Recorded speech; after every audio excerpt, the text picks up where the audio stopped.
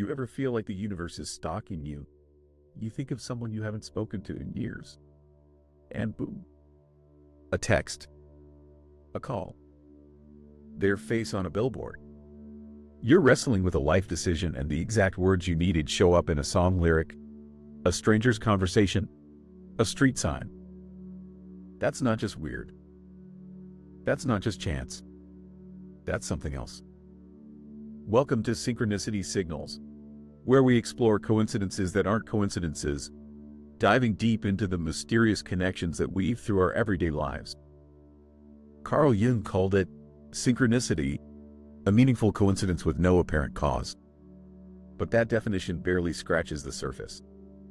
Because what if these moments aren't random flukes, but invitations, clues, breadcrumbs dropped by something bigger than you, nudging you forward when logic fails and reason goes quiet? This isn't about superstition.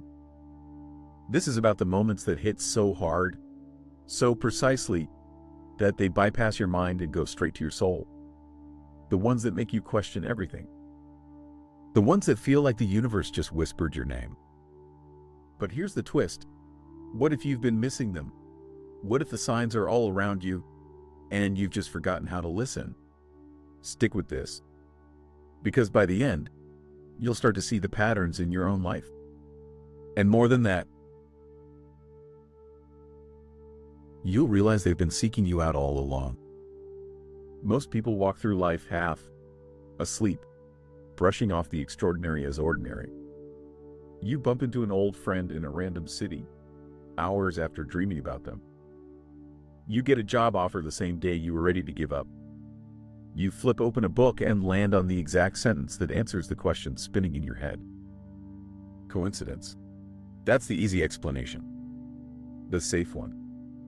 But deep down, you know better. Carl Jung didn't invent synchronicity.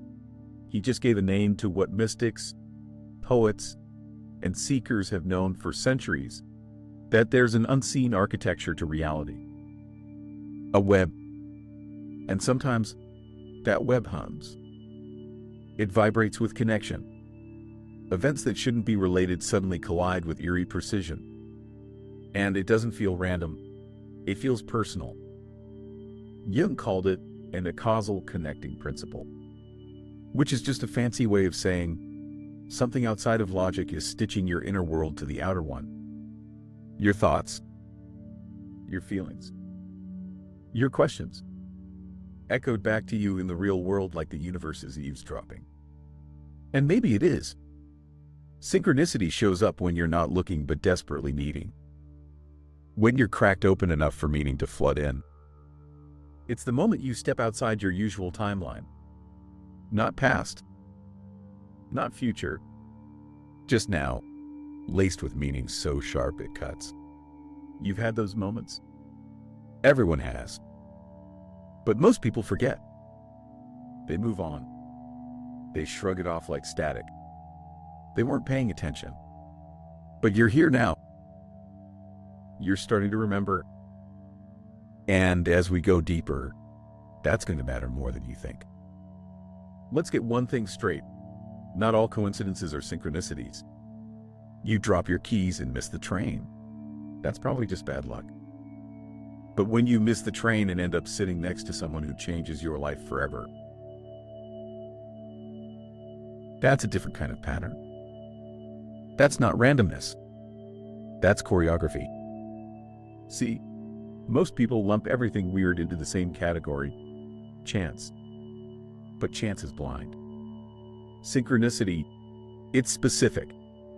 It hits like it knows you. Because maybe it does. It's not just about strange timing. It's about meaningful timing.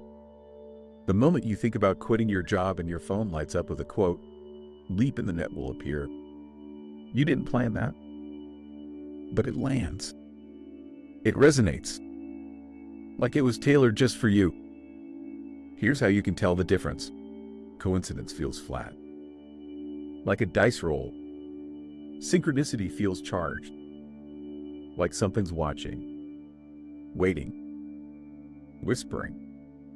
And the real kicker, You only notice it when you're awake to it, not when you're rushing, not when you're drowning in distraction. Synchronicity doesn't shout. It doesn't beg. It drops clues and walks away. You'll hear people say, don't read too much into it. But what if that's the problem? What if we've been taught to dismiss magic as malfunction, to explain away the very thing that's trying to guide us? This isn't about paranoia. It's about presence. Because once you start telling the difference between chaos and code, you stop being a passive passenger in your own life. You start listening, watching, feeling. And that's when the patterns get louder. That's when things start to align. Keep watching. This rabbit hole goes deeper. And by the end, you won't just spot synchronicity. You'll know how to follow it. All right, let's hit the brakes for a second, because here's where it gets tricky.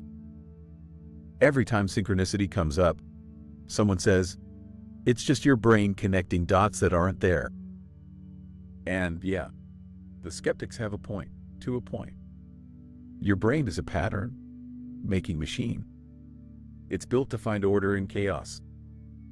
That's how we survive, by noticing the rustle in the bushes before the predator pounces. So yeah, sometimes we do see patterns that aren't real. That's called apophenia.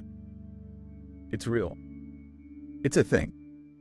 But let's not get lazy with that logic. Because here's the truth no one talks about. Just because your brain is wired for patterns doesn't mean all patterns are imaginary. Some of them are real. Some of them are personal.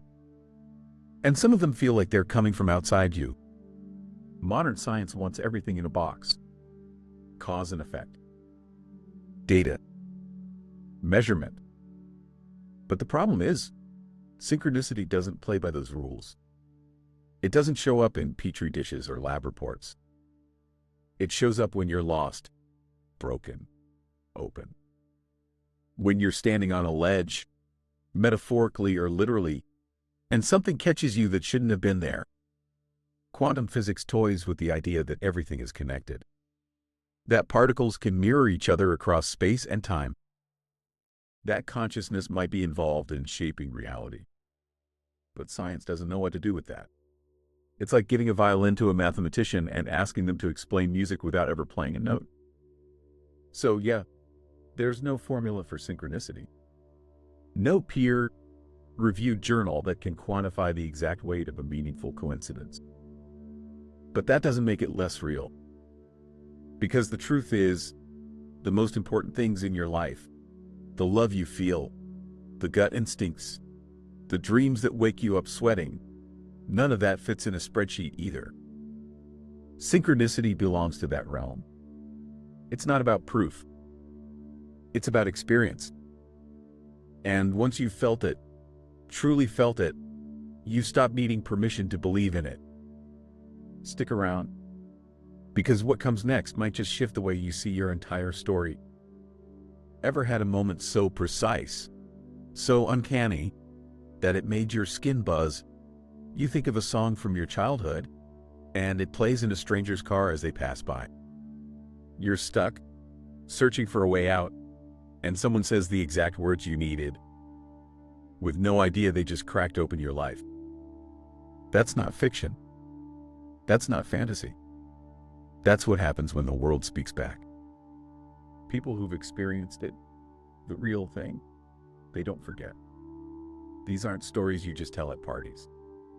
These are the moments you carry like tattoos on the inside of your ribcage, etched deep, because they made you feel seen. Like the woman who prayed for a sign at her lowest point and got a random call from an old mentor minutes later, someone who didn't even know she needed saving.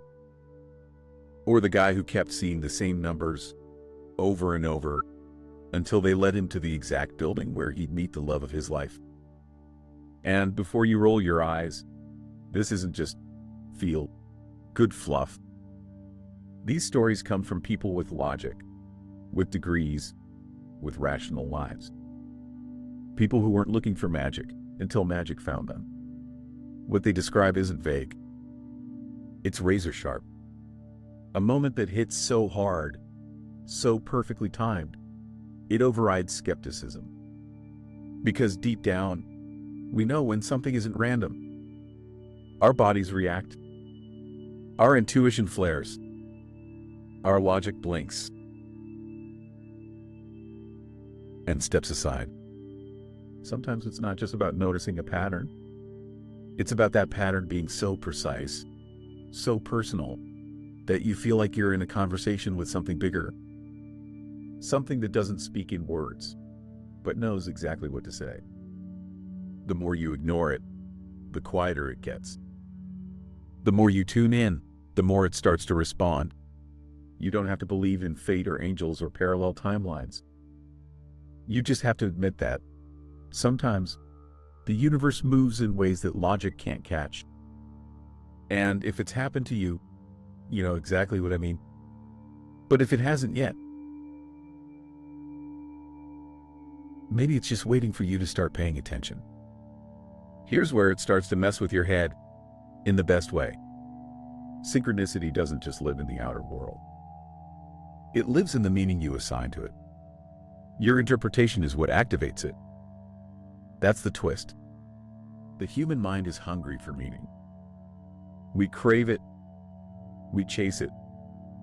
And when something clicks, when a moment feels charged with purpose, it leaves a mark. Not just mentally, but neurologically, emotionally, spiritually. Psychologists know this. They call it the meaning response. Your brain reacts more powerfully to something you believe matters. It's the same mechanism that makes a placebo pill heal a body, or a ritual calm a storm inside you. Meaning changes chemistry. It rewires you. But synchronicity is different. It's not imposed meaning, it's discovered meaning. It's like an invisible mirror appears in the middle of your day, and for one moment, you see your inner world reflected back at you. Loud, clear, unavoidable. And that moment, it's intimate. It doesn't need witnesses. It doesn't ask for validation. Because deep down, you know when it hits. Your subconscious is always listening, always tuning in. It's scanning the environment constantly, connecting dots, searching for resonance. When something matches what's happening inside you, emotionally, mentally, energetically, it lights up.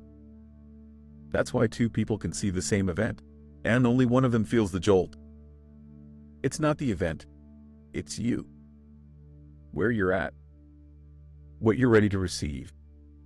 Synchronicity only lands if you're aligned enough to feel it. And the wild part, these moments often come when you're cracked open, grieving, lost, in transition. It's like the universe needs a little space to slip a message through. And pain creates space. Silence creates space. That's why synchronicity often feels like a whisper during your loudest storms. It's not about believing in some cosmic puppeteer pulling strings. It's about realizing that life is constantly offering you moments that matter, if you're awake enough to catch them. And once you start catching them, you change. Your lens shifts. Your intuition sharpens. Your story starts to write itself in bolder ink. You're not just reacting to life anymore. You're in conversation with it. And that's only the beginning. Let's talk about attraction, the magnetic pull between your thoughts and the events that find you. People love to throw around the phrase law of attraction, like it's some cosmic vending machine. Think it, want it, get it. But synchronicity plays by different rules. It's not about demanding. It's about alignment. You don't summon synchronicity like a genie. You tune into it like a frequency. Ever noticed how when you're laser focused on something, a dream, a goal, even a fear, the world starts reflecting it back at you? Articles, people, conversations. Everything starts echoing what's already vibrating inside you. That's not coincidence. That's resonance. Synchronicity is what happens when your internal signal is strong enough to ripple outward, and the universe answers back. Not always in the way you expect, but always in the way you need. You can't fake this frequency. You can't pretend to be in alignment while drowning in doubt. The universe doesn't respond to your words. It responds to your energy, your focus, your emotional charge. And here's the kicker. The more honest you are with yourself, what you actually want, what you're really afraid of, the clearer the signals get. You stop receiving noise. You start receiving direction. Some call it the mirror effect. Others say it's your higher self pulling strings behind the curtain. Whatever you call it, the truth is this: when your inner world shifts, your outer world responds. Not because you forced it, because you matched it. This is where synchronicity becomes more than strange moments. It becomes a path. You start realizing those weird coincidences are actually course corrections, realignments. A yes here, a no there, a stop sign when you're speeding towards something wrong, a green light when you finally get real about what's right. And the more you follow it, the more you trust it, the faster it comes. You don't chase synchronicity. You create space for it. And once you do, it doesn't just visit you. It guides you. Intuition, gut feeling, inner voice. Call it whatever you want. But you felt it, that quiet certainty that something is off or right, long before you could explain why. It's not loud. It doesn't beg for your attention. It's subtle, like a breeze shifting before a storm. And when synchronicity shows up, it almost always walks in holding intuition's hand. Here's the truth no one teaches you. Your intuition is a compass. And synchronicity, it's the terrain revealing itself as you move forward. You ever just know you should turn left instead of right and end up running into someone you haven't seen in years at the exact moment they needed you? Or feel a weird urge to stop by a bookstore you've never noticed, only to find a book that changes your direction entirely? That's not logic. That's not planning. That's alignment. That's your inner world syncing up with something bigger, and your intuition lighting the path just far enough ahead for you to take the next step. We've been trained to ignore that voice, to defer to data, to wait for proof before we act. But by the time logic kicks in, the moment's already passed. Synchronicity doesn't care about your spreadsheets. It speaks to the part of you that still believes in something more, something beyond formulas. When you feel it, it's that electric pulse in your chest, that calm in the middle of chaos, that irrational confidence that says, go now, even if everything around you says wait. And every time you follow it, something opens. Every time you ignore it, something closes. Intuition isn't random. It's intelligence, ancient, quiet, and deeply connected to the source of synchronicity itself. You can't map it, but you can strengthen it by listening, by acting on it, even in small ways, even when it makes zero sense. Especially then, because synchronicity often lives just beyond the edge of reason, right where your intuition has been quietly waiting for you to trust it. You start seeing the same numbers everywhere, on receipts, clocks, license plates. 11, 222, 444. At first, it's just weird. Then it's consistent. Then it's loud. Or maybe it's a name. A song. A symbol.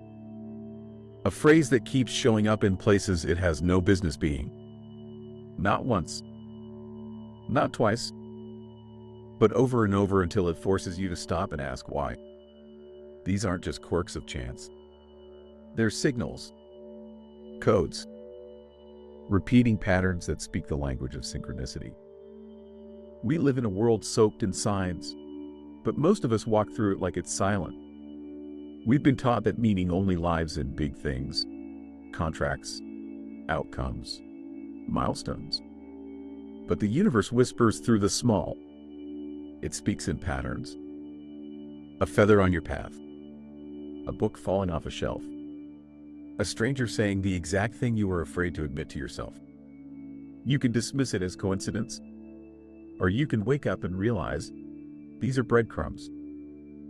And they don't appear at random. They show up when you're ready, or when you're stuck, or when you've ignored the subtle nudges for too long. These repeating signs are like a knock at your psychic door. They ask one question: are you paying attention now? Patterns are the universe's highlighter. It doesn't always give you answers, but it points. Repeated symbols are like coordinates, not destinations. They don't tell you what to do. They tell you where to look. And the more you acknowledge them, the more they show up. That's the strange paradox of synchronicity. It multiplies with attention. The moment you stop brushing it off, it starts leaning in. You don't have to understand every sign. You just have to respect the pattern. You just have to say, I see you. Because when you do, it replies. So how do you invite synchronicity into your life? It's not about chanting mantras under a full moon or trying to game the universe like a slot machine. It's about presence, stillness, awareness. First step, slow down. You can't hear whispers when your life is a constant scream. Synchronicity doesn't fight for your attention. It waits for you to notice. That means making space. In your day. In your mind. In your life. Start with curiosity. Instead of brushing off weird moments, start asking, why now? Why did I run into that person? Why did I open that email? Why did I feel the urge to go there? Not paranoia. Not obsession. Just awareness. The same way a sailor reads the wind or a tracker reads footprints. You're learning to read your life in symbols, in nudges, in echoes. Next, follow the sparks. When something pulls at your gut, follow it. Even if it makes no sense. Especially if it makes no sense. Synchronicity lives in the irrational, the intuitive. That tiny tug that says, call them. Go there. Do it now. And here's the truth. It doesn't always lead to something huge. Sometimes it's just a message. A reminder. A moment of alignment that tells you you're on the right frequency. But the more you follow, the stronger the current gets. Want to turn the volume up even higher? Live in integrity. When your words, actions, and desires line up, when you stop pretending, stop performing, your life becomes a signal. A strong one. Synchronicity thrives in clarity. It shows up fast when you're real with yourself.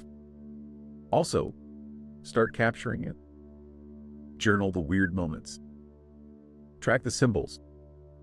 Write down the things that don't make sense yet. Because they often make sense later. And when they do, it hits different. You're not just living reactively anymore. You're in a dialogue, a rhythm. And once you learn that rhythm, how to hear it, trust it, respond to it, synchronicity stops feeling like magic. It starts feeling like home. What you seek is seeking you. It sounds poetic, romantic, maybe even naive. But once you understand synchronicity, not as myth, but as mechanism, it hits like truth.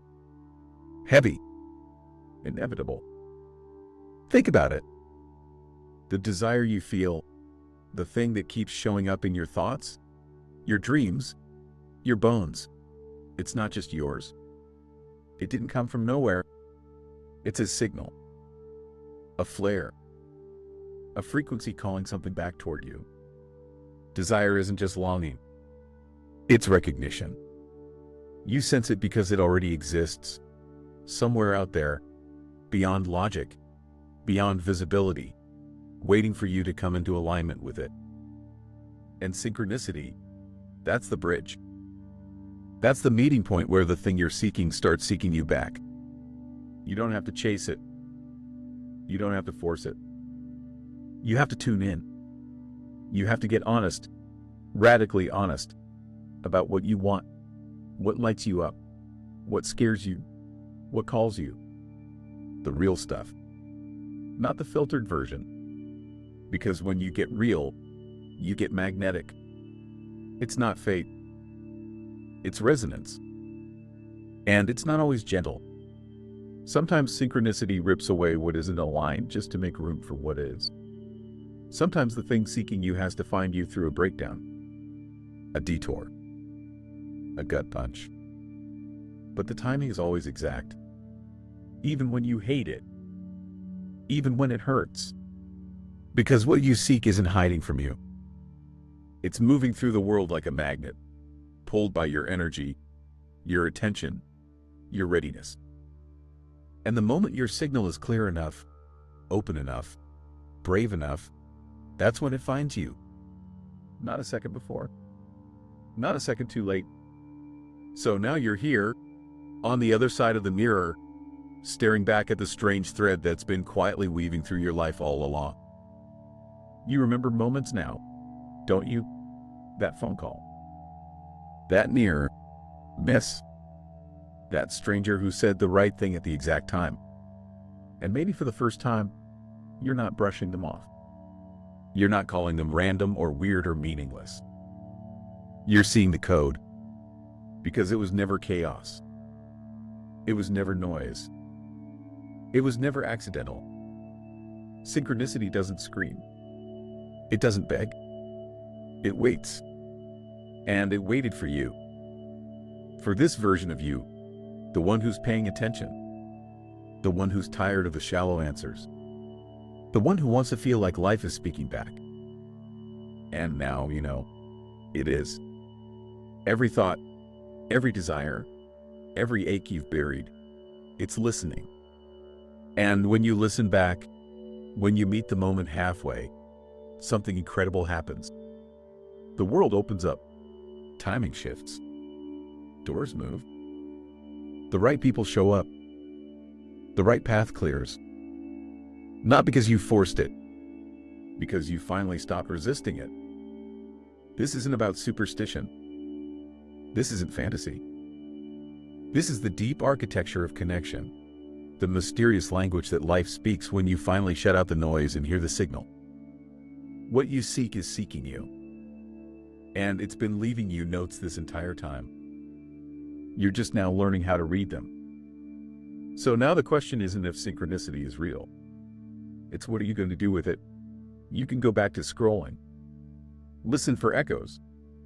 Let your curiosity lead instead of your fear. You can trust that if something keeps showing up, it's not by accident. You can stop asking for signs and start recognizing them. Because the truth is, you're not lost. You're not stuck. You're being guided. Every strange twist. Every delayed flight. Every door that slammed in your face was redirection. Every whisper, every symbol, every impossible alignment. You were never imagining it. You were being invited. You were being met. And now you're not just living in your story. You're creating it with something ancient, something intelligent, something that doesn't need a name, but knows yours. What you seek is out there, already moving, already circling you. And now you're finally moving toward it, too. You feel it, don't you? That shift? That subtle rearranging of how you see things now. The way memories are starting to glow a little differently. Like maybe they weren't random at all. Like maybe they were trying to tell you something the whole time. Because they were. This wasn't just a documentary. It was a mirror. A spark. A door you didn't realize was cracked open. And now that you've looked through it, you can't unsee it. The missed calls that weren't really missed. The dreams that predicted. The setbacks that saved you. The strangers that weren't strangers. It's all been woven into the background of your life like a secret symphony. You just didn't know how to hear it. Until now. And no, not every strange event is a message. Not every pattern is a prophecy. But some are. Some are so precise, so timely, so undeniable, they carry a weight you feel in your chest. That's not illusion. That's alignment. So as you move forward, ask yourself, what's showing up for me right now? What signs am I being too logical to see? What whisper have I been silencing with noise? Because the signal doesn't disappear when this ends. It just gets louder. And if you're still wondering if synchronicity is real, look around. Better yet, look back. Everything you seek has already been reaching for you. Now it knows you're listening.